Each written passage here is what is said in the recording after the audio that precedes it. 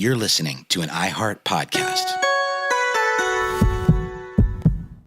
Welcome in, everyone, to Lively Lewis Stories. That's right. We're back with even more awesome adventures with Levi and Ivy. Set your storytime meter to fun and get ready to join the Lively Lewis crew. All you need is your imagination and... Off we go! I can't wait to see where our story takes us today.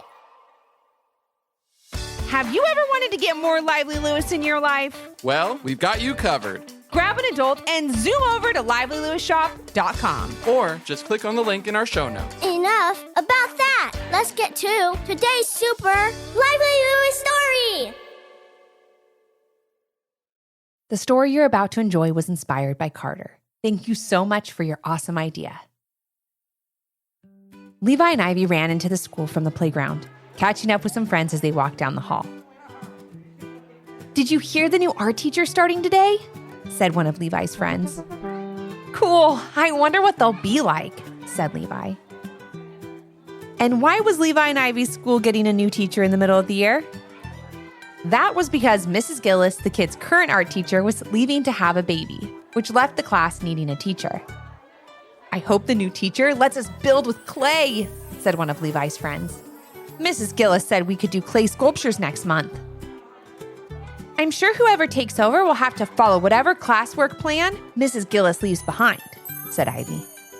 "But maybe they'll do some awesome new stuff too, like stuff we've never done before. Like maybe the new teacher will let us paint a mural on the cafeteria wall.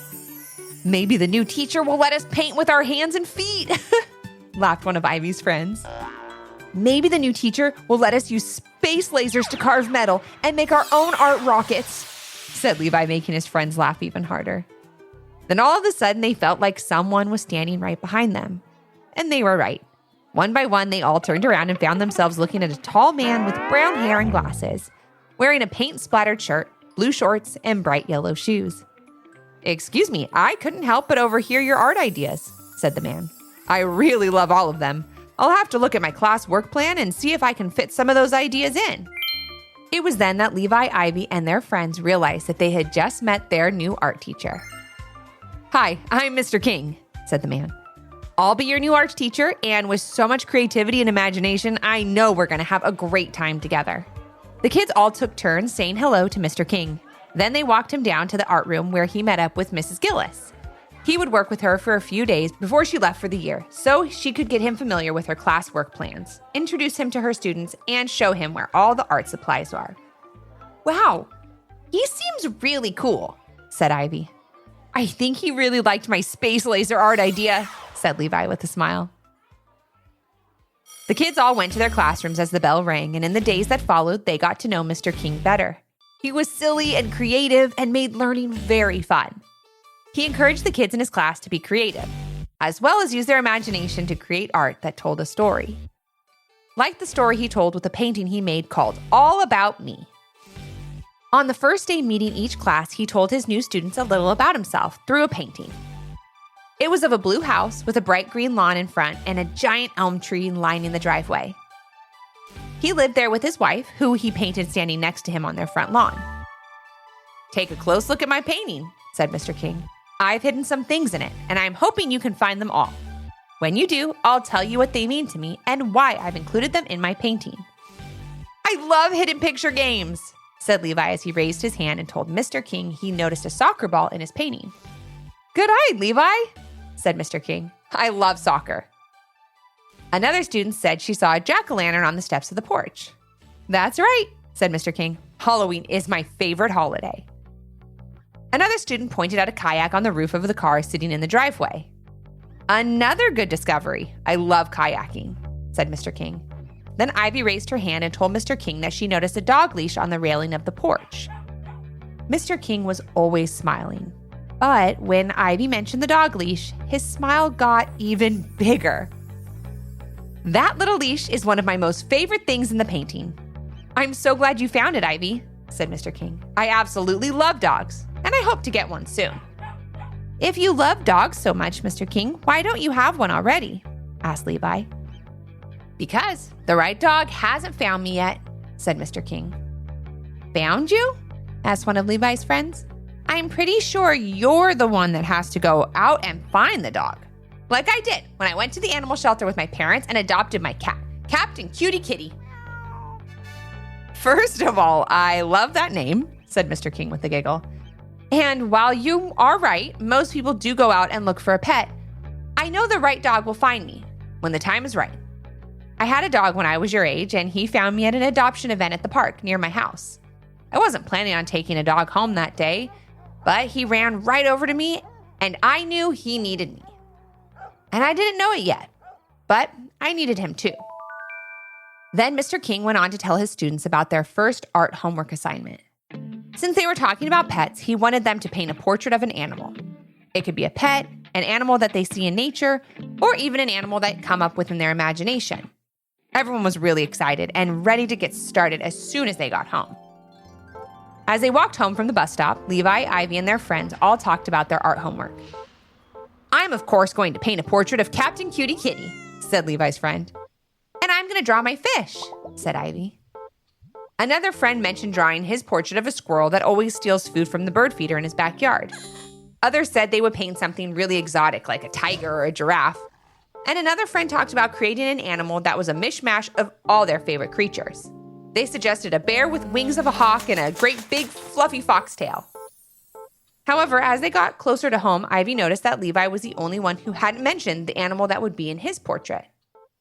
They said goodbye to their friends and headed inside, where Ivy asked Levi what animal he wanted to paint for his portrait. I'm not really sure, answered Levi. I guess it's like Mr. King said. The right animal hasn't found me yet. But I'm sure it will soon enough. The art assignment was due in 1 week, and Levi spent the next couple of days trying to figure out the perfect animal for his portrait. He really wanted to impress Mr. King and knew that whatever he chose had to be something special. It was Saturday, and Levi was running out of time to create his portrait, which was due on Monday. Ivy had already put the finishing touches on the portrait of her fish, and everyone else Levi knew in his class had finished their portraits too. Levi, maybe you're thinking about this homework assignment just a little too much, said Ivy over breakfast that morning. I mean, just paint your favorite animal and finish it already. I don't know, Ivy. What Mr. King said just keeps playing over and over in my head, answered Levi as he chomped on a cereal. I'm waiting for the right animal to find me. There's always lots of animals at the park, suggested Levi's dad. How about we take a walk down there today, and maybe your animal is waiting there for you? That sounds like a good idea, said Levi. But at that point, since he only had a couple more days to finish his portrait, any idea sounded like a good idea. Levi really did want to finish his portrait. He certainly didn't want his first homework assignment for Mr. King to be marked as incomplete, but he also wanted it to be perfect, so he took his time at the park very seriously. Levi sat down on a nearby bench and looked around the park as Ivy and some of their friends played on the playground. Levi saw dogs, squirrels, and the occasional cat as he sat and doodled in his art sketchbook. But none of them were right for his portrait. That is, until he heard something right behind him. It sounded like rustling in the bushes. Levi waited excitedly to see what would come out from behind the thick branches covered in green leaves. Maybe this is what I've been waiting for, thought Levi to himself. Maybe I was meant to come to the park today, and the animal for my portrait is going to come out right now and find me. As Levi watched and waited, the rustling got louder, and before he knew it, he was staring at the tiniest, cutest golden retriever puppy he had ever seen. And without another thought, Levi knew at that moment which animal he would be painting for his portrait. Hi, buddy, said Levi as he got up and went over to pet the little puppy. What's your name? And where did you come from? As Levi was trying to figure out where his new adorable furry friend came from, the little puppy hopped around excitedly playing with Levi and wagging his tail. I would really love to paint a portrait of you, but how would I ever do that when you won't stop moving around? Giggled Levi.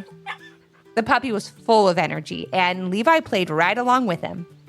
That is until the puppy heard something in the distance and suddenly stopped. The little puppy took one last look up at Levi before he ran back through the bushes. Levi couldn't just let him leave.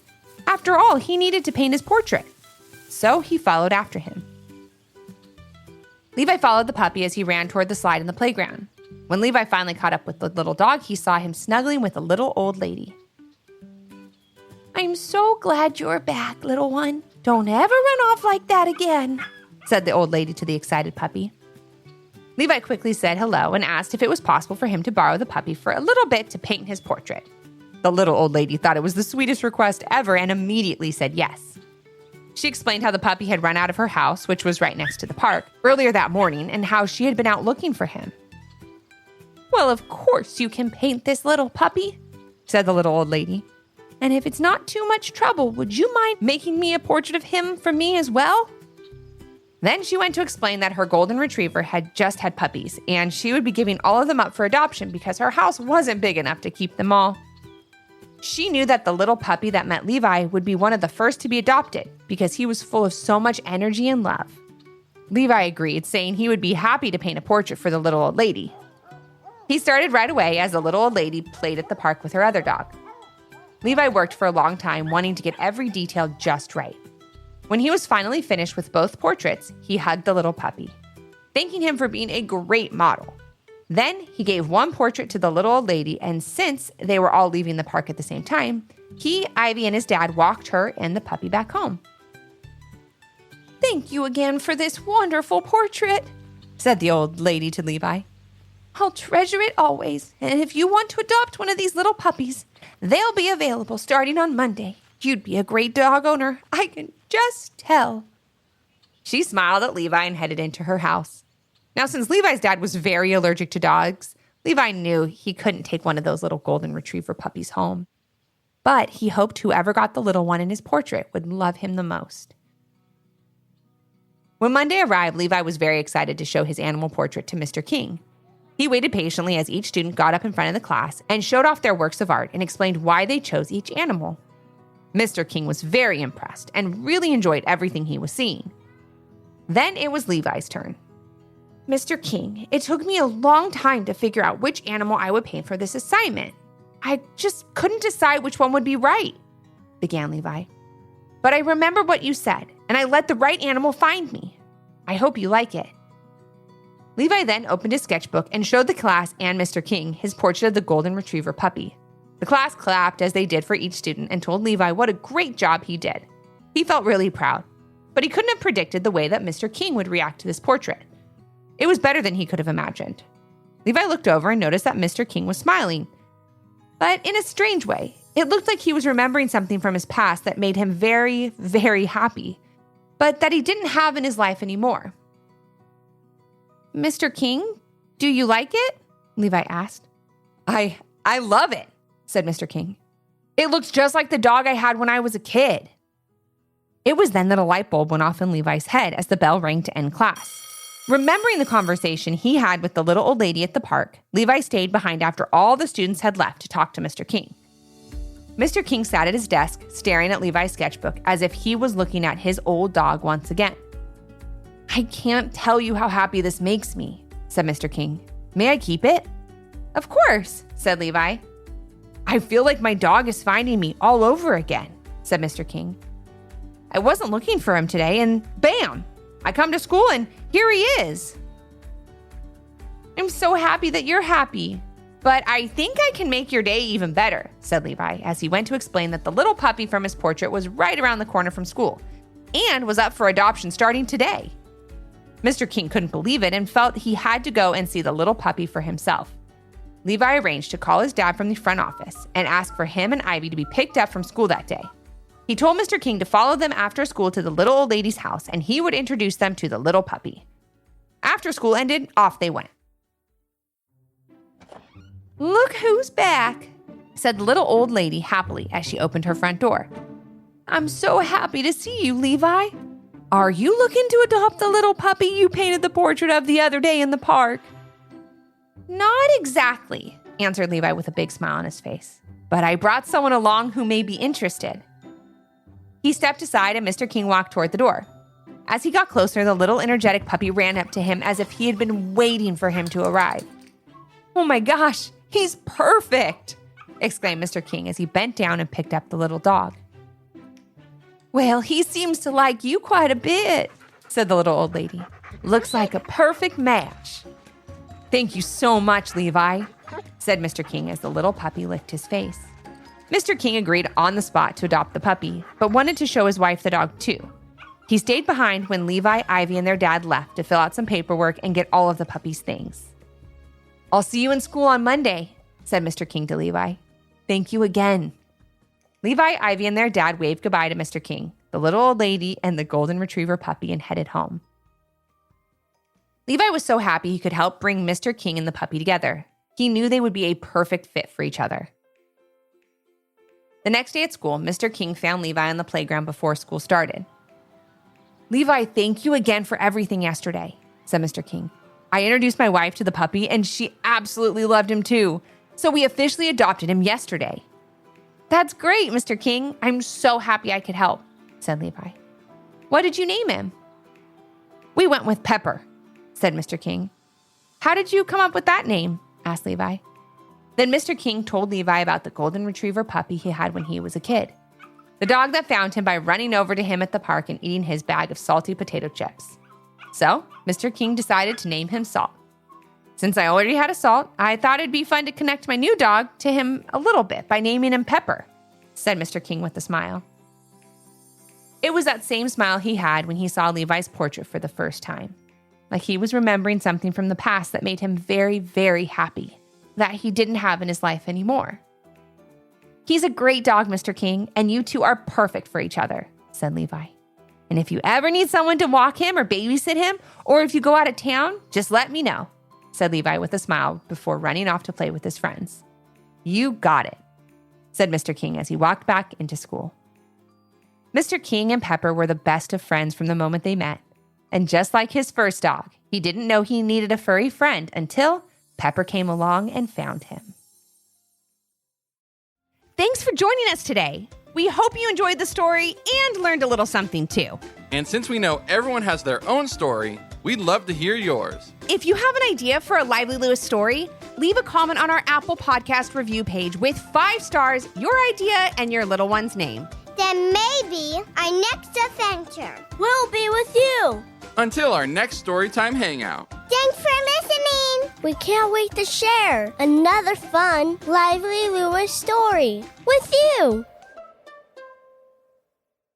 You're listening to an iHeart podcast.